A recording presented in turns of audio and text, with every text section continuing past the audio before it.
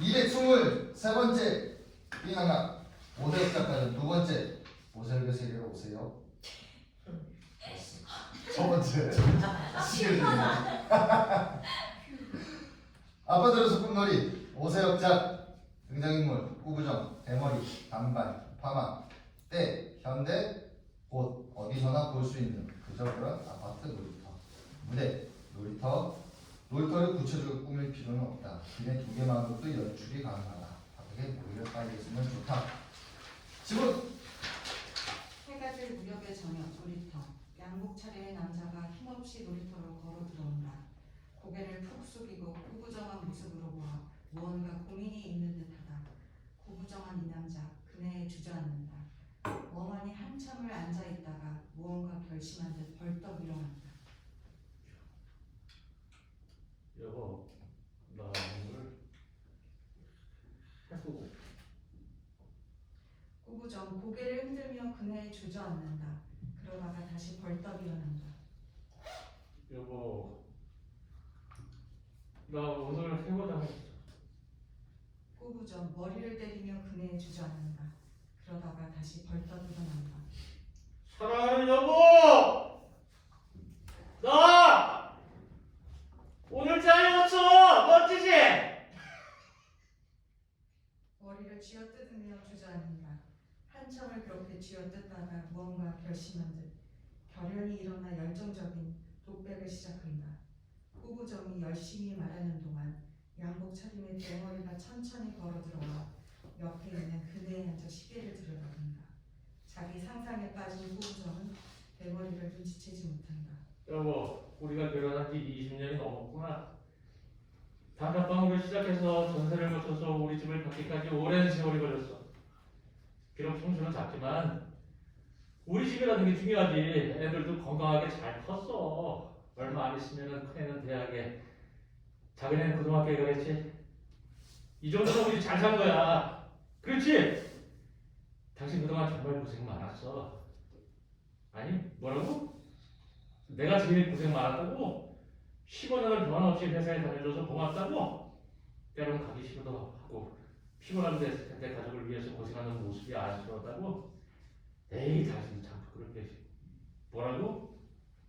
이제 나이도 먹고 간도 안 좋을 텐데 생각 같아서는 한 몇 년 푹 쉬었으면 좋겠다고? 이럴 수가. 당신 나를 이렇게까지 생각해 주다니 정말 고마워 여보. 말이 나와서 말인데 여보, 사실 내가 오늘 회사에서. 소용없을 겁니다. 네? 네? 구부정 돌아본다. 아니 언제부터 거기. 죄송하군요. 들으려고 들은 건 아닙니다만. 괜찮습니다. 근데 방금 소용없다고. 네, 소용없습니다. 불쌍하게 말하든 호탕하게 말하든 부드럽게 말하든 소용없습니다. 해고라는 단어가 입에서 나오는 순간 부인께서는 엄청난 쇼크를 받으실 겁니다. 부인이 아무리 건강한 사람이라도 휘청거리거나 털썩 주저앉거나 뒤로 넘어가게 될 것입니다. 부인이 건강하신가요? 아니요. 혈압이 조금. 혈압이라. 뒤로 넘어가라. 생각해보니 골다 보니 좀. 뒤로 넘어져서 뼈가 부러지겠군. 얼마 전부터 심장이 답답하다고. 뒤로 넘어져서 뼈가 부러지면 호흡곤란을 일으키겠군. 뭐라고요? 집이 몇 층이죠? 15층인데? 완벽하군요. 해고라는 말을 꺼낸 순간 선생의 부인은 혈압이 높아져서 뒤로 넘어지고 골다공증으로 뼈가 부러진 다음 심장 이상으로 호흡곤란을 일으킬 겁니다. 놀란 선생은 어떻게든 해보라지만 방법이 없습니다. 혈압과 뼈와 심장이 동시에 문제를 일으켰거든요. 우물쭈물하다가 선생님은 119에 전화를 하겠죠. 119 대원들은 잽싸게 아파트에 도착하지만 선생님의 집은 15층입니다. 마침 엘리베이터가 맨 꼭대기층에 있군요. 대원들이 계단을 뛰어오릅니다. 1층, 2층, 3층, 4층. 선생의 부인은 점점 호흡이 가빠집니다. 5층, 6층, 7층. 더욱더 가빠집니다. 8층, 9층. 부인의 의식이 없어집니다. 10층, 11층. 선생이 말합니다. 여보, 조금만 참아. 12층, 14층. 선생이 다시 한번 말합니다. 여보, 제발 조금만 더 참아. 그렇게 14층을 지나고 15층에 마침내 도착 선생이 집으로 왔습니다. 선생이 그러는데. 야, 안돼 여보. 그렇다고 말을 안 할 수는 없겠죠. 해보니까요. 이왕이면 부인의 컨디션이 최상일 때 119가 바로 올 수 있는 뒤로 넘어가도 뼈가 부러지지 않을 만한 장소에 사시죠. 부드러운 노래라든가 이 놀이터가 딱이거든요. 다시 그네에 앉아 시계를 들여다본다. 한참을 정적. 어떻게 그렇게 잘 아시죠? 사실 저도 해보자입니다. 동반자셨군요. 벌써 1년이 넘었습니다. 고참이시네요. 혹시 선생님 부인께서도 뒤로 아니요, 뼈가? 전혀. 호흡곤란이라. 천만에요. 멀쩡합니다. 멀쩡할 넘어 건강하죠. 김치찌개에다 밥을 두 그릇이나 비운 다음 남은 찌개를 밥통에 넣고 비벼 먹으니까요. 대단하군요. 대체 비결이 간단합니다. 해보겠다는 얘기를 안 했으니까요. 그럼 계속 다니는 줄 압니다. 그 1년 넘게 가능한가요? 보통 사람은 불가능합니다. 하지만 선생님은 전 보통 사람이 아닙니다. 자랑은 아니지만 어릴 때부터 영특, 기특, 똑똑, 비범이란 말을 달고 다녔으니까요. 한마디로 머리가 좋았죠. 꾸부정 대머리에 머리. 지금 대머리 주제에 머리가 좋아가지고 얼마나 좋을 거라고 생각하셨죠? 그러니까 어쨌든 저 정도의 두뇌라면 충분히 속이는 게 가능합니다. 분명한 원칙, 규칙, 법칙만 확립한다면 말이죠. 대머리 시계를 가리키는. 이 시계도 그런 원칙 중 하나입니다. 퇴근 시간 6시, 전철 타고 내리면 6시 30분, 역 앞에서 버스 타고 동네까지 오면 6시 50분, 동네에서 아파트까지 오는데 6시 55분, 아파트에서 우리 집까지 오면 딱 7시. 그렇지만 시간을 너무 딱 맞추고 오면 이상하니까 적당하게 7시 3분 정도. 마침 지금이 7시 3분이군요. 더 늦으면 어색합니다. 그럼 이만. 대머리 일어나서 가려고 합니다. 잠시만요. 저한테도 그 원칙, 규칙, 그 법칙을 가르쳐 주시면 안 될까요? 대머리 위아래로 훑어보며. 나 보니 보통 사람이시군요. 불가능합니다. 꾸부정 앞을 막아서며. 부탁드립니다. 일반인이 범접할 수 있는 세계가 아닙니다. 스승님을 모시겠습니다. 미안합니다. 늦으면 의심합니다. 대머리 가려고 한다. 꾸부정 바짓가랑이에 매달리며. 제가 이렇게 됩니다. 우리 집사람이 뒤로 넘어가고 뼈가 부러지고 호흡곤란을 일으키는 건 상상만 해도 끔찍합니다. 그 사람은 저같이 별 볼 일이 없는 사람이다. 결혼할 때 좋은 사람이고 그 사람이 그렇게 되는 건 절대 안 됩니다. 조금이라도 1분 2초라도 더 깨지고 싶습니다. 꾸부정 무릎 꿇으며. 허락하실 때까지 꼼짝도 하지 않겠습니다. 무릎 꿇은 꾸부정을 계속해서 지켜보는 대머리. 꾸부정 점점 다리가 저려온다. 다른 점이죠. 이쯤 되면 좀 봐주세요. 저 대머리 진짜 독한 놈이다라고 생각하셨죠? 그럴 리가요. 다리 저리면 꼼지락 하세요. 아닙니다. 약속은 약속이니까. 괜찮습니다. 꼼지락 하세요. 그럼 조금만 꼼짝을 꾸부정 슬며시 꼼지락거린다. 대머리 시계를 들여다본다. 시간이 꽤 지났군요. 어중간한 시간입니다. 지금 들어가면 뭔가 부조리합니다. 이럴 때는 회식을 한 것처럼 아예 늦게 들어가는 게 좋은 방법이죠. 대머리 전화를 걸어. 나야 별일 없지. 부장님이 딱 한 잔만 하고 가자고 하시네. 당신도 알잖아. 부장님이 회사 일 힘들면 나한테 털어놓는다. 일찍 갈 테니까 밥은 먼저 먹어. 대머리 전화 끊자마자 가방에서 반병 정도 나는 소주를 꺼내 한 모금 마신다. 이게 회식이라고 했기 때문에 입에서 술 냄새가 나야 됩니다. 대머리 오징어 다리를 꺼내 우물우물 씹는다. 술 냄새만 나면 이상하니까요. 자, 훈련 시작해볼까요? 정말입니까? 시간이 없으니까 3단계로 요약학습을 하죠. 정신 똑띠 차리세요. 꾸부정 차렷 자세요. 예. 가장 중요한 1단계는 변화입니다. 변화. 많은 해보자들이 그 사실을 숨기려고 하지만 대부분 들킵니다. 왜일까요? 자기도 모르는 사이에 어떠한 행동의 변화가 생겼기 때문입니다. 한숨을 쉰다든가, 쇼파에 푹 주저앉는다든가, 밥 먹다가 숟가락을 멈추고 한참을 멍하니 있는다든가, 밤이 깊도록 식탁에서 소주를 마신다든가, 아들한테 사립대 말고 국립대로 가는 건 어떠냐고 한다든가, 잠자리에서 술을 돌리고 웅크리고 잔다든가, 자다가 자기도 모르게 흐느낀다든가, 이런 변화들이 해고를 들키는 가장 큰 이유죠. 그렇군요. 변화되지 않는 것, 일상적인 평범함을 유지하는 것, 이게 가장 중요합니다. 이론만 가지고는 감이 안 옵니다. 실전 훈련을 해보죠. 자, 이 놀이터가 집이고 제가 부인이라고 설정을 해봅시다. 선생은 회사 일을 마치고 막 퇴근한 상태입니다. 바깥에서 배를 눌러보세요. 꾸부정이 멍하니 있자. 시간 없습니다. 빨리. 예. 꾸부정 바깥으로 달려나가. 띵동. 당신 왔어? 밥은? 그게 집사람이 대머리라고 생각하는데 죄송합니다. 죄송합니다. 당신 왔어? 밥은? 먹었어. 대머리 손을 잡으며. 고생 많았지. 뭡니까? 왜 울죠? 집사람이 손을 잡아. 가슴을 시키기 전유선이처럼. 이러니까 들키는 겁니다. 마음을 강하게 먹으세요. 돌부처처럼. 이런데 돌부처 다시 하겠습니다. 띵동. 당신 왔어? 밥은? 밥 먹었지? 아주 많이. 별일은 없었어? 별일은 무슨 표정 깜짝았어. 에이스가 왜 이렇게 늙었어? 회사에서 좋은 일이 있었나요? 아니요. 월급날입니까? 아니요. 부인 생일인가요? 아니요. 별일 없었는데. 그런데 왜 그렇게 오버합니까? 별일 없었는데 그렇게 오버하면서 별일 없었다고 하니까 마치 별일이 있는 것처럼 보이잖아요. 거기까지는 정말. 자, 눈을 감으세요. 상상을 해봅시다. 여느 날과 마찬가지로 평범하고 반복적인 회사의 하루, 위에서 눌리고 밑에서 치이고 정리해고의 소문이 뒤숭숭하게 들려오고 선생은 그 틈바구니 속에서 이 간신히 하루를 버티고 퇴근을 합니다. 지하철이 붐빕니다. 버스가 막힙니다. 심신이 지쳐 있습니다. 터덜터덜 걸어옵니다. 그 상황에서 천중이 들어옵니다. 당신 왔어? 별일 없었지? 이거 똑같지 뭐. 나이스! 그겁니다. 하니까 되잖아요. 정말 되네? 환호하는 꾸부정, 대견한 듯 지켜보는 대머리. 당신 왔어? 별일은? 이거 똑같지 뭐. 하이파이브. 당신 왔어? 별일은? 이거 똑같지 뭐.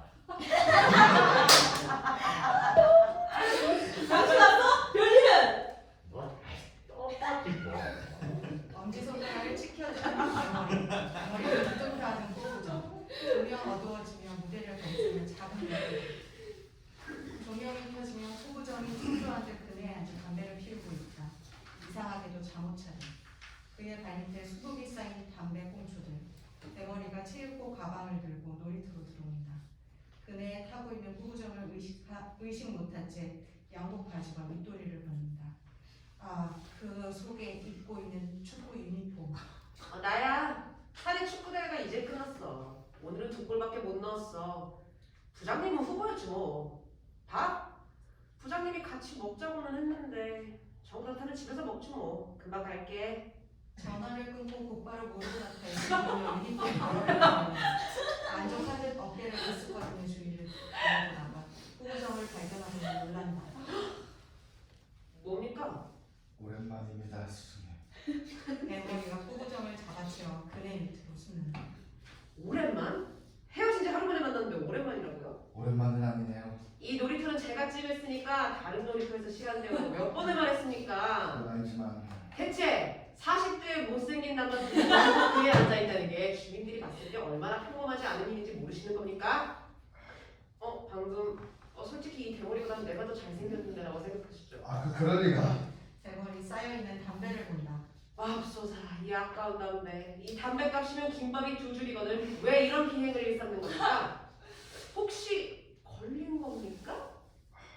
세상에 하루 만에 걸리다니. 시키는 대로 안 했죠? 아닙니다. 배운 그대로 하려고 했어요. 그런데 변수가 있었어요. 변수라니요? 스승님께 배운 1단계를 계속 되뇌면서 심호흡을 하고 현관문을 여는 순간 첫째, 둘째가 쭈르륵 달려오더라고요. 그리고는 갑자기 아빠 생일을 축하한다면서 첫째놈이 어깨를 주무르고 둘째놈이 노래를 부르는 거예요. 아빠 힘내세요. 우리가 있잖아요. 이러면서 꾸부정 갑자기 목이 맨다. 본인 생일인지도 몰랐나요? 저는 집사람이랑 애들이랑 부모님이랑 장인장모랑 부장님, 사모님, 전무님, 사장님 생일밖에 모릅니다. 자식들이 생일 노래를 불러주는데 어떤 아빠가 목이 안 됩니까? 꾸부정 흐느낀다. 잠깐. 이상하군요. 선생 말대로 대한민국의 모든 아빠들은 자녀들이 생일을 챙겨줄 때 웁니다.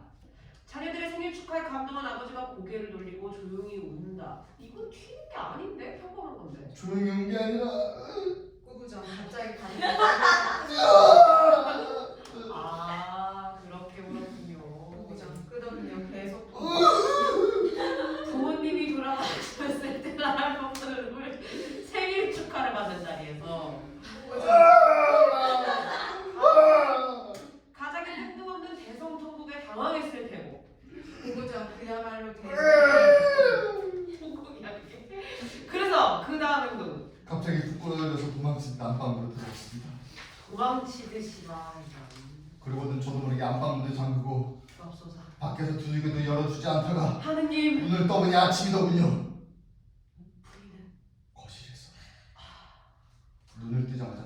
당황스러워서 모두 집에 나왔습니다. 씻지도 않고 드라이도 안 하고 더군다나 잠옷 차림. 공원에 계속 숨어있다가 시간 맞춰서 나온 겁니다. 스님, 저 어쩌죠? 일반인이 범접할 수 있는 세계가 아니라고 그렇게 얘기를 했거늘. 구부정 흐릿빛 대머리 눈을 감은 채 한참을 말없이 서 있다가 천천히 축구인이 보고 있습니다. 속옷 차림으로 구부정에게 축구인이 건네는 대머리. 회사원인 남자가 씻지도 않고 드라이도 안 하고 나왔다는 것은 말이 안 됩니다. 그러나 체육대회를 했다면 알리바이가 생기죠. 입으세요. 하지만 스승님도 저는 심판받다고 하겠습니다. 대머리 가방에서 호루라기를 꺼내는 아이 이거 다음 달에 쓸 거였는데. 이은혜 믿지 않겠습니다, 스승님. 들어가자마자 아버님 사진을 꺼내세요. 꺼내자마자 사진 부여잡고 우세요. 어제 선생은 돌아가신 아버님 때문에 울었던 겁니다. 과연 자 스승님을 이제 뒹구세요. 열심히 몰입하는 몸을 든다 생명 어두워지는 무게를 감싸는 작은 예물. 자료를 읽어주세요. 상자 조명이 켜지면 단방에 어디를 한 여성이 놀이터에 서 있다. 그녀는 양손에 커다란 가방을 들고 있다. 여보, 솔직히 말 안 하면 난 집 나갈 거야. 잘렸지? 단발 그네 위에 주저앉는다. 다시 벌떡 일어난다. 당신 나 죽는 걸 보고 싶어? 빨리 말해. 잘렸지? 단발 그네 위에 주저앉는다. 다시 벌떡 일어난다. 괜찮아 여보. 딱 보니까 잘렸네. 힘없이 주저앉는 단발머리 한참을 그렇게 앉아있다가 천천히 일어나 차분하게 독백을 시작한다. 단발머리가 독백을 하는 동안 파마 머리를 한 여성이 조용히 들어온다. 그러고는 옆 그네에 앉아 벼룩신문을 보기 시작한다. 여보, 나 당신과 지금까지 함께했고 앞으로도 함께할 거야. 당신도 알겠지만 우린 부부야. 부부가 뭔데? 비밀이 없는 게 부부야. 내가 열흘 셀 동안 당신이 끝까지 비밀을 말 안 해준다면 나 집 나갈 거야. 이게 당신의 마지막 기회야. 하나, 둘, 셋, 넷. 대답 안 할 거예요. 네? 그쪽 아저씨한테 잘렸다고 추궁해도 대답 안 할 거라고요. 오히려 추궁하면 추궁할수록 그쪽 아저씨는 위험해질 거예요. 위험해진다고요? 남편 성격이 조금 소심해요. 소심하다라. 열을 세자마자 바로 집을 뛰쳐나가겠네. 약간 다혈질이기도. 다혈질이라 바로 옥상으로 올라가서 뛰어내릴 수도 있네. 좀 도전적인 면도. 도전적으로 약국마다 번째를 쓸 수도 있겠네요. 단발머리 비틀거리다가 그네에 주저앉는다. 너무 걱정하지 말아요. 뛰쳐나가면 잡으면 되고 옥상문을 잠가 놓으면 되고 약 먹어도 응급실이 있으니까 그래도 상처는 남겠죠. 돈 없어도 살지만 자존심 없으면 못 사는 게 남자니까. 파마 일어나며 그럼 이만. 저기 어떻게 그렇게 잘 우리 아저씨도 잘렸거든요. 그것도 1년째. 그쪽 아저씨가 혹시 뛰쳐나가셨나요? 혹시 옥상에서? 몇? 혹시 약을? 1년 전이랑 지금이랑 똑같아요. 건조하고 재미없고 대머리고. 그게 어떻게 가능하죠? 모르는 척이거든. 해보는 거. 모르는 척. 그게 그렇게 쉽게. 평범한 주부들은 안 돼요. 어느 정도 비범해야 하죠. 파마 시계 본다. 무섭네요. 잠시 후면 우리 아저씨가 이곳으로 올 거예요. 항상 여기 들렀다가 시간에 맞춰서 퇴근한 척 하거든요. 파마머리 벼룩시장을 챙겨서 집으로 걸어간다. 사모님! 저도 비범하게 만들어주시면 안 될까요? 일반 주부가 범접할 수 있는 세계가 아니에요. 파마 다시 걸음을 옮기는데 단발 무릎 꿇으며 부탁이에요, 사모님. 저희 남편은 때때로 소심하고 때때로 한심하고 때때로 답답하긴 하지만 좋은 사람이에요. 오로지 집이랑 애들이랑 저밖에 모르는. 그 사람이 옥상으로 올라가거나 야구장으로 돌아다니는 건 상상만 해도 진짜 끔찍해요. 그 사람이 계속해서 남편이 집으로 오게 만들어주고 싶어요. 단발 무릎 꿇으며 부탁드려요. 한동안의 정적. 제자로 받아주면 가끔 소금, 설탕, 간장 같은 거 빌려줄 수 있어요. 그럼요. 맛있는 반찬 하면 나눠줄 수도 있고. 그럼요. 그쪽 애들 통닭이나 피자 시켜주면 우리 애들도 불러 먹일 수 아, 있고.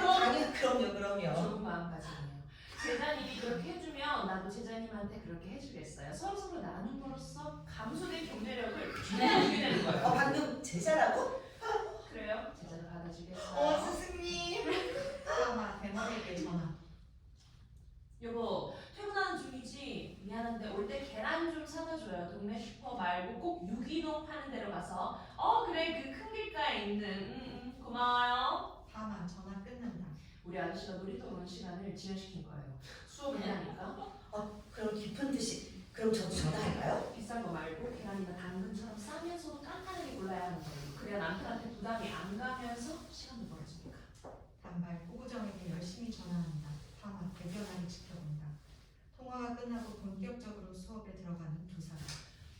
상태 체크부터 해보죠. 그쪽 아저씨가 해고 당했을 거라는 판단을 하게 된 이유는? 그게 집에 왔을 때만 해도 평소랑 똑같았어요.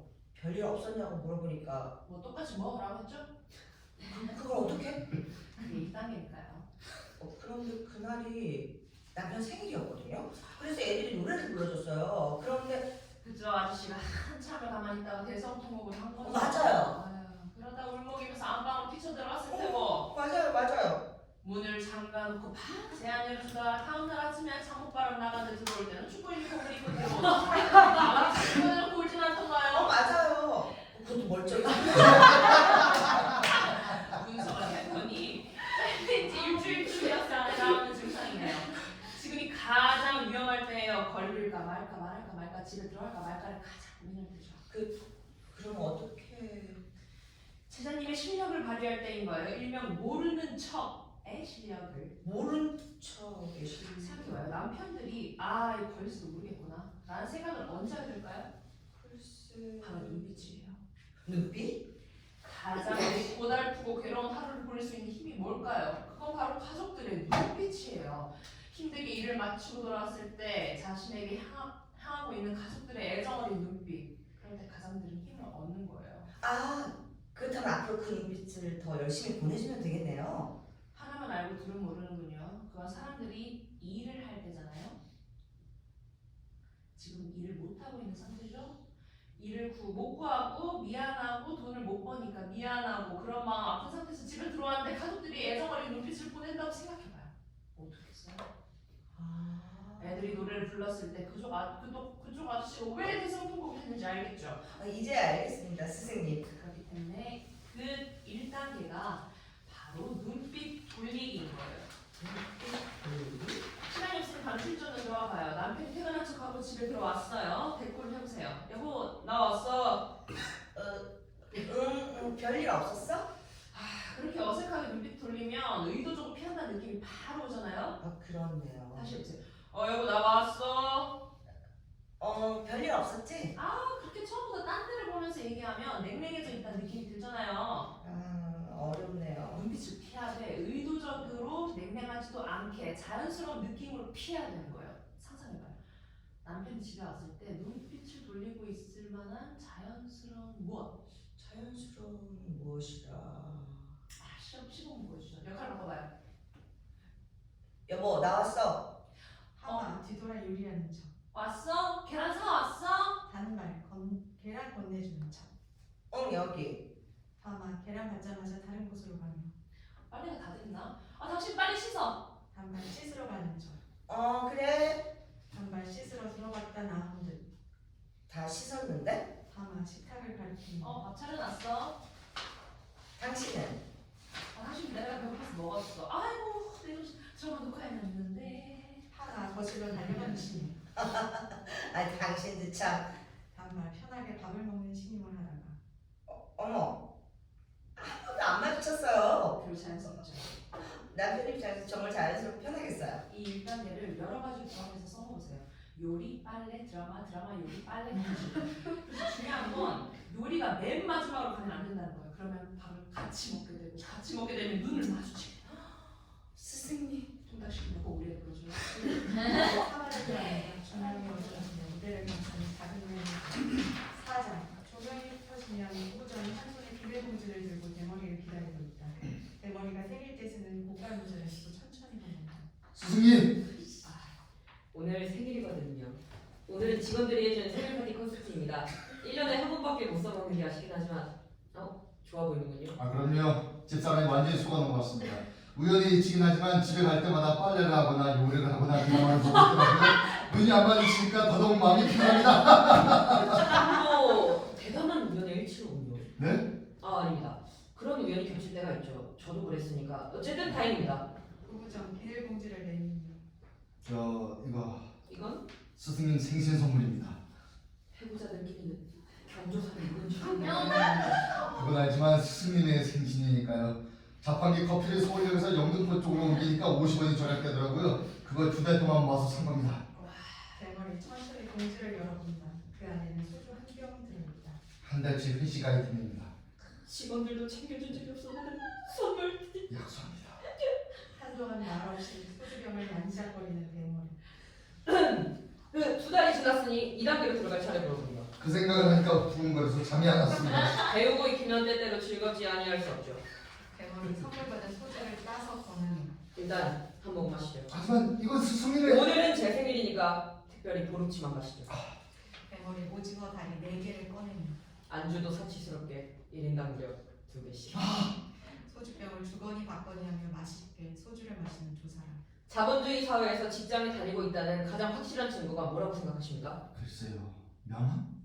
대머리 고개 흔든다. 그럼 양복이나 작업복? 이렇게 물어보죠. 직장에 다니는 이유가 뭡니까? 자아실현 같은 뻔한 말 말고. 돈을 벌기 위해서죠. 돈을 벌어야 가족들 먹여 살리고 집도 사고. 그렇습니다. 돈. 바로 월급이죠. 직장을 다닌다는 가장 큰 증거는 바로 꼬박꼬박 나오는 월급입니다. 고부정 이마를 치며. 그렇구나. 선생이 그 어떤 실수나 튀는 행동을 하더라도 월급을 꼬박꼬박 가져다 주는 한 쉽게 의심받지 않습니다. 1단계보다 더 강력한 2단계는 바로 월급입니다. 월급이라. 무슨 수로 월급을? 퇴직금과 저축과 비자금을 포함하면 얼마나 됩니까? 한 3천 정도 적군요. 당겼습니다.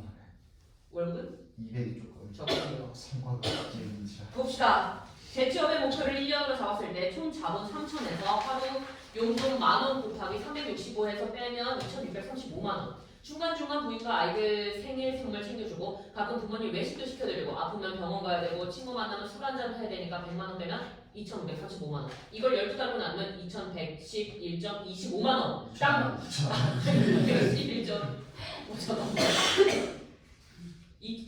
딱 맞아 떨어지는 이럴 수가! 이렇게 많아 살았다니. 아직 감자는 제가요. 변수를 따져봅시다. 올해 안에 큰 돈 들어갈 가능성이 있는 것들이 뭐가 있죠? 올해 봄에 어머니 금리를 해드리도록. 돈 더 모아서 내년에 임플란트 해드린다고 하세요. 올해 여름에 가족들하고 제주도를. 돈 더 모아서 내년에 하와이 가자고 하세요. 처제가 연애를 하는데 가을쯤 결혼하고 싶다고. 어떻게든 둘이 가시게 만드세요. 겨울에 크레마 수능을 보는데 그럼 대학 등록. 어떻게든 제자하게 만드세요. 이럴 수가! 이렇게 쉽게 해결되다니. 선생님은 천재예요. 지금 당장 은행을 와서 입금하세요. 고부정 대머리를 구경하며 종이가 어두워지고 무대를 감싸는 작은 멜로디. 오자 두 명이 펴지면 단발과 파마가 그에 앉아있다. 단발은 통닭을, 파마는 장조림통을 들고 있다. 그들의 발밑에는 반쯤 남는 소주병, 남자들이 마신 이 남아있다. 밥 먹으면 살찐다고 애들한테 강제로 뺏어온 통닭이에요.